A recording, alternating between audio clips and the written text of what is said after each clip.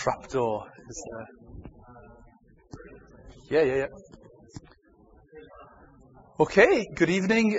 This was mentioned slightly earlier. This is a talk about the open source Swan Pedalo, following on from John McCarroll's fantastic talk introducing principles of the open source.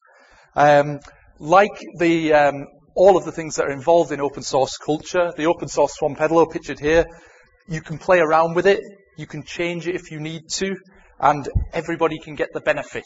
The Swan Pedalo is 10 foot long, 5 foot wide, and 6 foot high. So there's certain things that need to happen to make sure that those ethics can be fulfilled. Where did it come from?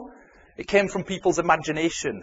3 years ago, I produced a whole series of photo montages for people's ideas of the future of the canal, and then Liverpool Biennial took some of those ideas and made them into a reality, temporarily.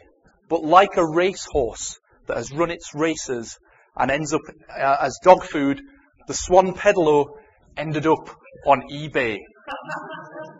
This made me, particularly frustrated, annoyed, unhappy. But then I thought, and I even said to the Biennial, why don't you just try floating it on the stock exchange? But then I thought, let's put my money where my mouth is. I spoke to some of my close network of friends, and we bought it. And having bought it, that introduced a whole other level of interesting problems into our life, such as, everybody said, where are you going to put it?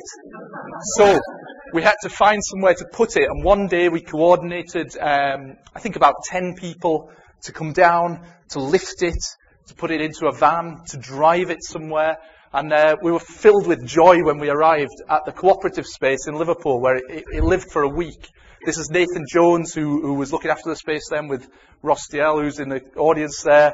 There's Mal, who drove the van, and John McCarroll at the back there, in the background of so many things. Having brought the Swan Pendalo into the real physical world and rescued it from its hiding place, we also introduced it into the digital realm via Twitter, and you can follow the Swan Pendalo and interact with it online. And it sometimes crosses over between the digital and the physical. So this is artist Sam Meach, who set up an activity for members of the public to skin the swan. You could create these amazing costumes, fashionable costumes for the swan. While it was in the cooperative space, we also collated ideas from people, tons of ideas. One of the nice ones, perhaps it could infiltrate a swan community. Other popular ideas were, let's take it along the canal to Leeds. Let's fly it to the stars. And as you can see, there's sort of trajectory of how possible or impossible these ideas might be. But we also had some sort of pragmatic, well, maybe this could happen. Of course, for these things to happen, we need infrastructure. And infrastructure in the social realm is ethics. So there are the Pedalo principles. The first thing, we're not looking for storage.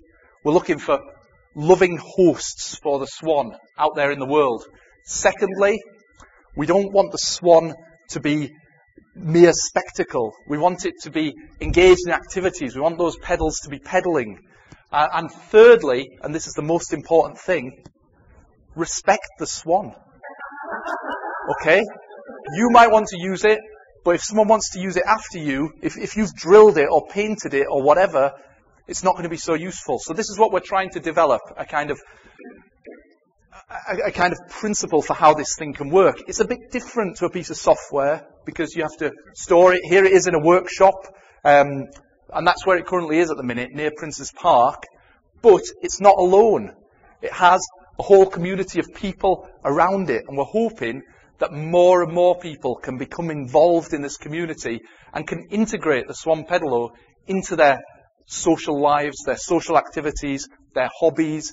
And we're open to ideas, totally. So tomorrow evening, we've got the Society of Swandaliers, which you're all welcome to join, having a one-off meetup. It's not going to be all the time, but we want people to come down, put forward some ideas.